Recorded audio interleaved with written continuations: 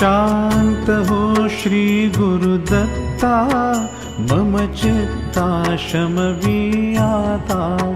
शांत हो श्री गुरुदत्ता, मम चित्ता शमवियाता। तू केवळ माता जनिता, सर्वथा तू हित करता। तू आप स्वजन भ्राता, सर्वथा तुझी त्राता। भय करता तू भय हरता, दंड धरता तू परिपाता।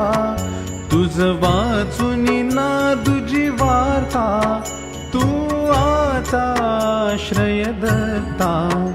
शांत हो श्री गुरुदत्ता, मम चित्ता शमविया।